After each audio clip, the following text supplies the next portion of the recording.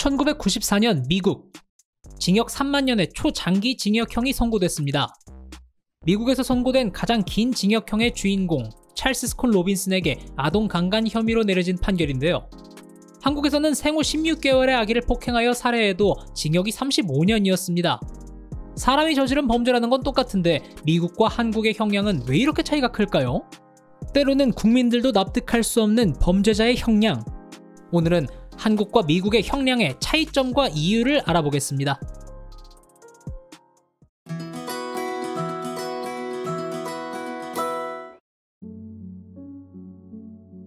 정인이 사건을 기억하시나요?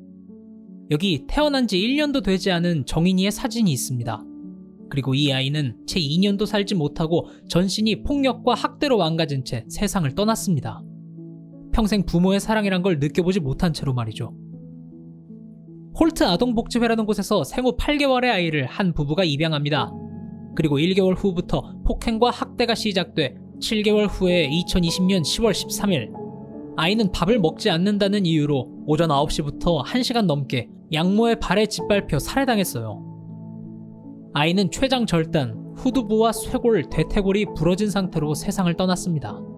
신체의 70% 이상이 혈액에 노출되어 있었고 직접적인 사망 원인은 외력에 의한 복부 손상이었다고 합니다. 췌장은 인체의 가장 깊숙한 곳에 있기 때문에 3세 기준 아기의 췌장이 끊어지기 위해서는 70kg 이상의 프로 격투기 선수가 벽에 세워놓고 때린다거나 56kg의 성인 여성이 소파에서 뛰어내려 양발로 체중을 실어 찍어 눌러야 가능한 정도라고 합니다. 이 아이는 밥을 안 먹는다는 이유로 살해당했지만 먹지 못했던 이유조차도 과거의 학대로 이미 장기가 망가졌기 때문이었어요.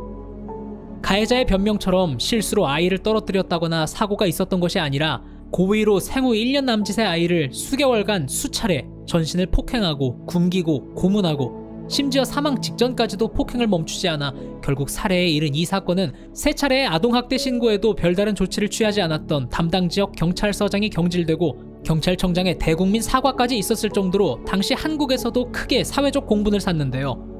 그럼에도 이 악마는 자신들의 학대와 살인을 전면 부인하고 반성하는 기미조차 없이 거짓말로 일관했어요. 아이가 사망한 날 직접 아이를 밟아 죽인 양모 장하영은 검찰이 실시한 심리평가에서 사이코패스 기준인 25점에 근접한 점수가 나왔다고 합니다. 아이가 사망하던 순간에도 이 살인범들은 인터넷으로 어묵 공동구매 글에 댓글을 쓰며 주문하고 있었고 아이가 사망한 다음 날에는 아무렇지 않게 친딸과 외출해서 어묵을 이웃들에게 나눠주고 다녔다고 해요. 검찰은 재판에서 양모 장하영에게 사형을, 양부 안성은에게 징역 7년 6개월을 구형했지만 이들은 1심에 무기징역 처벌이 과하다며 항소했고 대법원은 2022년 4월 28일에 열린 재판에서 각각 징역 35년과 5년을 선고했습니다. 이른바 정인이 사건이라고 불리운 이 사건은 사건 당시인 2020년 겨울엔 전 국민들의 관심이 컸지만 올해 4월에 내려진 최종 판결에 대해서는 아직 많은 분들이 모르실 거라고 생각해요. 아무리 사형이 시행되지 않는 나라라고 해도 부모의 사랑이란 것도 모르던 생후 16개월의 아이의 내장과 뼈를 부숴 죽인 악마에게 내려진 징역 35년이라는 판결을 여러분은 어떻게 생각하시나요? 저는 항상 의문이 들었습니다. 간간히 들었던 국제뉴스 속에 미국은 범죄자에게 수백 년, 수천 년의 판결을 내리는 재판들이 있는데 왜 한국은 범죄자의 처벌에 이렇게 관대한 걸까요?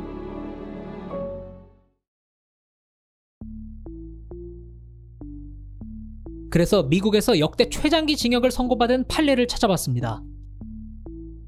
여기 30살의 찰스 스콧 로빈슨이라는 남자는 1994년 12월 14일 6명의 유아를 강간한 죄로 재판에 섰고 피해자 6명의 죄에 각각 5,000년, 총 3만 년의 징역을 선고받았습니다.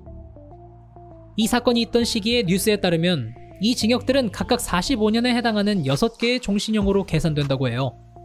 가석방은 15년에 한 번씩 논의되는데 그것도 범죄 하나하나에 대한 논의이기 때문에 만약 15년마다 하나씩 가석방을 받는다고 해도 6개의 범죄를 연속 선고받았으니 90년은 복역해야 한다는 계산이 나옵니다. 이상하죠? 범죄의 종류는 다르지만 어느 쪽도 흉악범임에는 틀림이 없는데 한국에선 가해자 맞춤 서비스로 1심에서 받은 무기징역도 결국 대법원에서 35년으로 선물해줬어요. 미국은 징역 3만 년에 가석방 받는다고 해도 90년인데 말이에요. 이번에는 한국과 미국에서 동시에 일어난 사건을 예로 들어볼게요. 이 범죄자의 이름은 손정우.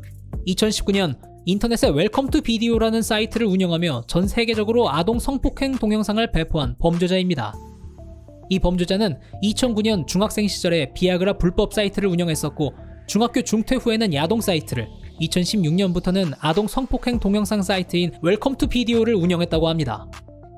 2년 8개월 동안 전 세계를 무대로 128만 명의 회원을 확보했고 22만여 개의 동영상으로 4억 원가량의 수익을 거둬들였다고 해요. 게다가 이 사이트로 배포된 성폭행 영상에는 생후 6개월의 아기까지 있었을 만큼 죄질이 더러웠죠. 손정우는 IP 주소를 통해 체포됐고 재판에 섰습니다. 한국의 재판장들은 어떤 판결을 내렸을까요? 이제부터 한국의 법이 이 범죄자에게 제공한 서비스를 나열해보면 나이가 어리다, 범죄 경력이 없다, 반성하고 있다, 가해자는 한국에, 피해자는 외국에 있어서 피해자가 대응하기 어렵다, 어린 시절에 어렵게 살았다, 손정우가 아니라 회원들이 업로드한 것도 많다, 결혼을 해서 가족을 부양해야 한다. 어디 명품관 VIP 서비스도 이렇게나 많은 혜택이 있나요? 한국의 법원은 이렇게나 폭넓은 아량을 베풀어서 1심에서 징역 2년에 집행유예 3년을 선고합니다. 그리고 2심을 진행하던 중에 손정우는 급히 베트남 여성과 혼인신고를 합니다. 부양가족이 생겼다는 이유로 감형 서비스를 받기 위해서였죠. 실제로 2심에선 이 전략이 통해서 감형됐고 징역 1년 6개월을 선고받습니다. 손정우는 2심 판결 후에 즉시 혼인 무효 소송을 내서 결혼 기록도 깨끗하게 세탁해버렸습니다. 이렇게 가볍고 상냥한 법이 있을까요? 이 재판이 있던 시기에 미국에선 범죄의 무대가 전 세계였던 손정우를 자금 세탁 혐의로 재판하려고 했는데요. 미국은 범죄인 인도조약에 따라 한국의 손정우에 대한 미국 송환 요청을 했습니다. 하지만 재판부는 이 요청을 기각해서 손정우를 지켜줬습니다. 손정우 본인도 미국에 가는 걸 거부하기도 했고요. 국내 수사를 국내에서 조사하는 게 국익에 좋다. 스케일이 큰 사건이니까 한국에서 수사하는 게 좋다. 128만 명의 회원 중 신원이 확인된 223명의 한국인 회원들을 조사해서 아동 성범죄의 악순환을 끊기 위해 라는 등의 이유였다고 합니다. 근데 이 판결로 아동 성범죄의 악순환을 끊는데 무슨 도움이 되는 걸까요? 게다가 혼인신고의 악용으로 감형받는 수법까지 공개돼 버렸고요. 여러분들은 어떻게 생각하시나요? 똑같은 인간의 죄에서도 미국에서는 인간 수명을 훨씬 넘는 엄중한 처벌을 내리는데 어째서 한국에서는 피해자의 말보다 범죄가 명확히 입증된 가해자의 변명 하나하나에 귀 기울여주고 가해자 인권 보호를 위해 최선을 다하는 걸까요? 이 차이는 국가 간 법 체계에 있습니다. 세계의 법은 크게 대륙법과 영미법으로 나눌 수 있어요. 우리나라는 대륙법에 속해 있고 미국은 영미법에 속해 있죠. 우리나라가 속한 대륙법은 프랑스와 독일을 중심으로 하는 법으로 범죄자를 교화시켜 다시 사회로 돌려보내는 목적이 커요. 판사가 입법부에서 만든 법을 근거로 재판해야 합니다. 그래서 아무리 나쁜 범죄자라도 판사가 마음대로 징역을 수백 년 때릴 수가 없어요.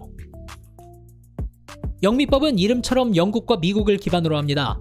판사의 권한과 재량이 많아요. 대륙법과는 달리 범죄자의 교화 가능성을 상대적으로 낮게 보고 교화보다는 엄벌하는 데 목적이 큽니다. 그 외에도 한국과 미국 법 차이는 처벌을 계산하는 데에도 차이가 있는데요. 한국은 여러 범죄를 저지른 범죄자에게 가중처벌로 계산합니다.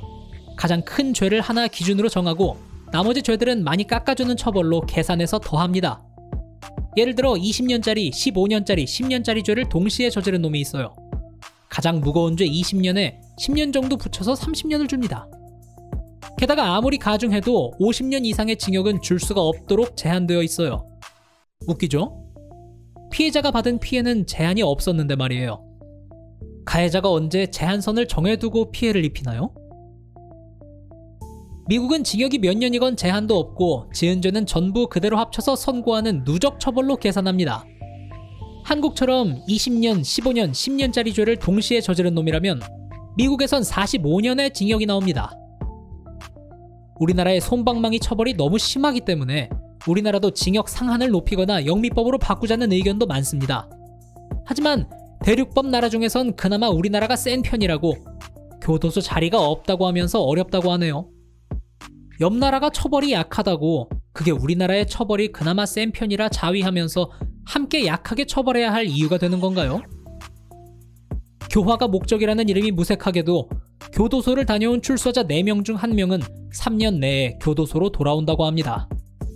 4년 내, 5년 내로 범위를 넓히면 비율은 더 늘어나고 교도소로 돌아오지 않을 만큼의 죄를 짓고 다니는 범죄자는 더 많다는 거죠. 가해자에게 의도가 있었건 없었건, 맨정신이었건 정신이 혼란스러웠건 간에 피해자에게는 돌이킬 수 없는 피해가 남는다는 것이 사실입니다. 술을 마셨건 심신이 미약했건 나이가 많건 적건 그걸 왜 피해자가 이해해줘야 하죠? 촉법소년이라 살인을 해도 감형이 된다면 살인을 당한 사람도 절반만 죽나요? 죽은 사람 입장에선 10살짜리 손에 죽던 노인 손에 죽던 인생이 끝나긴 마찬가지인데 말이죠. 피해자가 잃어버린 과거에는 어떤 사정도 개입할 여지가 없는데 가해자들에겐 수없이 많은 감형 서비스가 이렇게나 많이 필요한 이유가 있나요? 범죄자의 처벌을 어떻게든 그렇게 약하게 해야 한다면 피해자의 정당 방위라도 넓게 인정해주면 좋을 텐데 그마저도 지금의 법은 가해자를 우선으로 돕는 것처럼 느껴집니다. 정당 방위에 대해서도 한국과 미국은 큰 차이가 있는데요. 2014년 3월 새벽 강원도의 한 주택가에 도둑이 침입했습니다. 귀가하던 20대 남성은 도둑과 싸웠어요. 이때 도둑은 머리를 맞았고 식물인간이 됐어요. 그리고 재산과 생명을 지키기 위해 싸웠던 20대 남성은 징역 1년 6개월을 선고받았습니다. 한국에서는 강도와 싸우더라도 크게 다치지 않을 부위를 침착하게 잘 보고 때려야겠네요. 미국의 사례를 볼까요? 미국의 한 여성이 새벽에 911에 전화를 했습니다. 현재 아이와 단 둘이 집에 있는데 낯선 남자가 문 앞에 와 있으니 도와달라는 요청이었어요. 여성은 경찰에게 남자가 문을 부수고 들어오면 총으로 쏴도 되냐고 물었고 경찰은 자신을 지키기 위해선 무엇이든 하라고 답했습니다. 실제로 문을 부수고 들어온 남자는 여성의 총에 죽었고 정당방위가 인정됐습니다. 아무리 많은 사례들을 찾아보더라도 한국에서 내려진 대부분의 범죄자에 대한 판결들은 납득이 어려웠습니다. 피해자들은 평생 씻을 수 없는 마음의 상처가 트라우마로 남아서 남은 인생이 전부 망가져버리는데 지금의 법은 가해자들의 편에 서서 그들을 따뜻하게 품어주고 있습니다. 피해자는 외면받고 가해자는 도움받는 지금의 법. 여러분들은 어떻게 생각하시나요? 긴 이야기 들어주셔서 감사드리고요. 오늘의 이야기는 여기까지입니다. 감사합니다. 다음에 들려드릴 이야기도 듣고 싶으시다면 구독과 알림 설정 부탁드리고 저는 다음 영상에서 뵙겠습니다. 감사합니다.